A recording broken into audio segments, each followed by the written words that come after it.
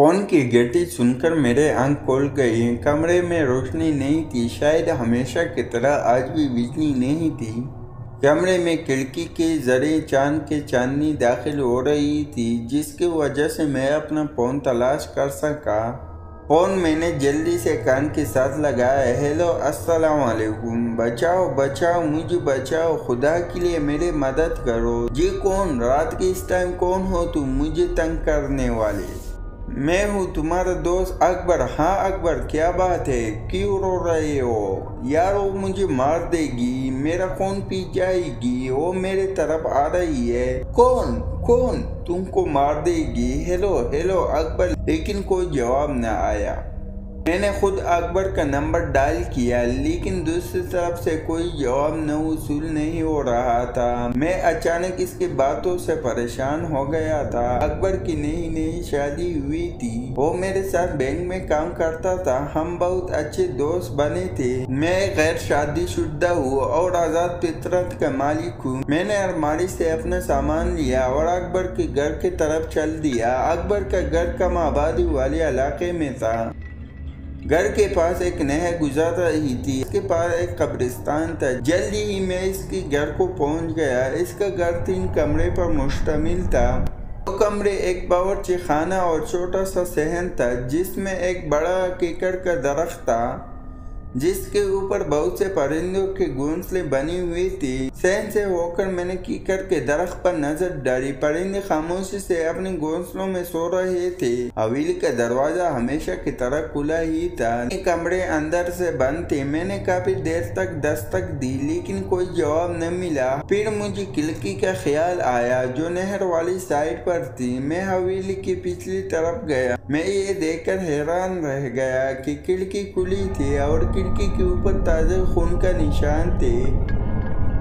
मैं खिड़की के जरिए अंदर आया। अब बिजली आ चुकी थी। मैंने बल्ब जलाया तो मेरे रोंगटे खड़े हुए। अकबर बेड के नीचे खून में लपटा हुआ पड़ा था और भाभी का कोई नामो निशान नहीं था। मैंने अकबर को चेक किया तो वो इस दुनिया को छोड़ चुका था कि अचानक मेरे नजर खून के दबाव पर पड़ी, जो किसी के नंगे पाँव की थी। यानी कोई कमरे से खिड़की की तरफ से बाहर गया था और खून के निशान इसके पाँव के जरिए फर्श पर बने हुए थे।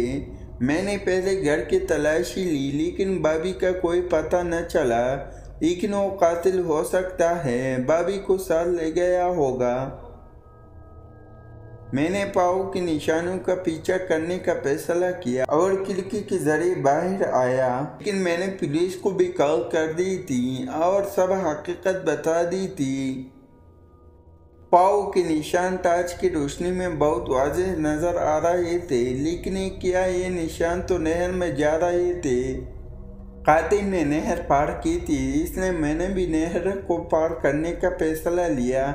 इसलिए मैंने 1 किलोमीटर लंबा चक्कर नहर होकर लगाया और फिर नहर के दूसरे जानब इन पाँव के निशानों की तलाश करने लगा। जल्दी ताज़े पाँव के निशान मिल गए। ये निशान कब्रिस्तान की तरफ जा रहे थे। मुझे कब्रिस्तान से डर लगता है कि अचानक मेरे कानों ने पुलिस की गाड़ी की आवाज़ आने का शोर सुनाई दिया। मैं वापस अकबर के घर की तरफ चल दिया। मैंने पुलिस वालों के साथ अपना तारुफ करवाया और बताया कि निशान कब्रिस्तान की तरफ जा रही है।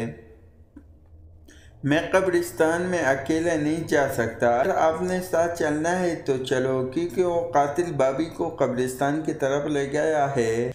इंस्पेक्टर ने अपने साथ 2 आदमी लिए और बाकी वहाँ शुहदा इकट्ठे करने लगे।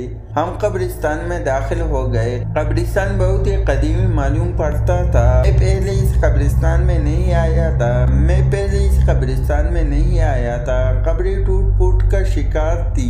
पाँव की निशानी अभी हमें नहीं मिल रहे थे। हम लोग इधर उधर पैर रहे थे। क्या अकबर किसी की जाती दुश्मनी थी या कोई कारोबारी दुश्मनी वगैरह तो नहीं थी? मैंने इंस्पेक्टर साहब को जवाब दिया। इंस्पेक्टर साहब, अकबर बहुत ही शरीफ और खानदानी इंसान था। इसकी किसी से क्या दुश्मनी हो सकती है? अच्छा, इसकी शादी कब और कहाँ हुई थी और इसने बैंक से छुट्टी ली थी? सर सुबह इसकी हाजिरी थी। सना से इसकी मुलाकात एक पार्टी में हुई थी। इस बात को 2 हफ्ते हो गए थे। गोया इन दोनों ने 2 हफ्तों के अंदर अंदर शादी भी कर ली। इंस्पेक्टर साहब, सना इस दुनिया में अकेली थी। माँ बाप एक हादसे में फौत हो गई थी, इसलिए चचा ने इसको पाला था, इसलिए इन्होंने भी शादी में देर नहीं की थी। वो कहाँ रहते हैं? वो भी इस शहर में रहते हैं। वो भी शरीफ लोग हैं। शादी के दिन इनके घर गया था। बहुत नेक दिल और अच्छी फैमिली है। अचानक सिपाही ने आवाज दी, इंस्पेक्टर साहब, यहाँ पर एक लड़की पड़ी है। और एक दरख्त के नीचे भाभी सना पड़ी हुई थी। मैंने ये देखकर हैरान हो गया कि वो निशान भाभी के पाँव के थे, क्योंकि अब इनके पाँव पर खून जम चुका था और बेहोश थे। इंस्पेक्टर साहब ने गाड़ी वालों को कॉल की। वो कब्रिस्तान के पास गाड़ी ले आया और हम भाभी को उठाकर कब्रिस्तान से बाहर आ गई और उसे अस्पताल ले गई। भाभी काफी देर से बेहोश थी और वो बता सकती थी कि अकबर का कातिल कौन है और वो कब्रिस्तान में कैसे आई है। मैं अकबर के कफन दफन में मसरूफ था।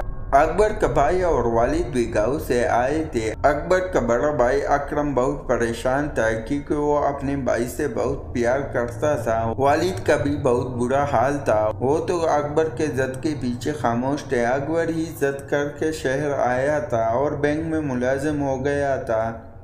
शादी भी इसने अपनी पसंद की थी। सना भाभी पर भी शक कर रही थी, तरह तरह की बातें कर रही थी और अब तक तो अकबर की छुट्टी भी ख़त्म नहीं हुई थी। तो सना भाभी पर शक किस तरह किया जा सकता है?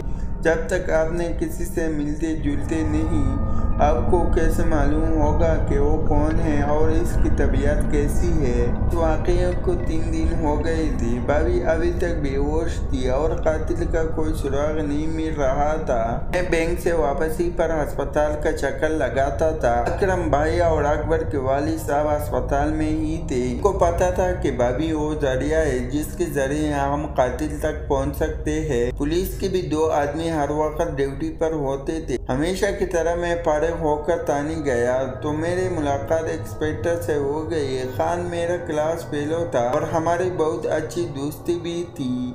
मैंने सारे वाक़या खान को बताया। इंस्पेक्टर खान किसी गहरी सोच में डूब गया। थोड़ी देर के बाद वो बोला, इस किस्म के 2-3 केसेस पहले भी हुए हैं। क्या मतलब? कैसे केसेस? खान अकेला घर आबादी से दूर रहता था, यानी कम आबादी वाला इलाका था और इसके घर में सिर्फ वो पहले अकेला ही रहता था और फिर शादी भी अचानक और एक अनजान लड़की से की। ये बात तो ठीक है, लेकिन सना भाभी तो बहुत अच्छी है, काफी खिदमत करती थी अकबर की। अच्छा, तो वो कहाँ है? क्या जिंदा है? हाँ, वो जिंदा है और अस्पताल में दाखिल हुई है और बेहोश है। तो सफीर अस्पताल चलते हैं, वहाँ पर ही बात वाज़ेह होगी। जब हम वहाँ पहुँचे तो अकरम भाई वहाँ पर मौजूद थे।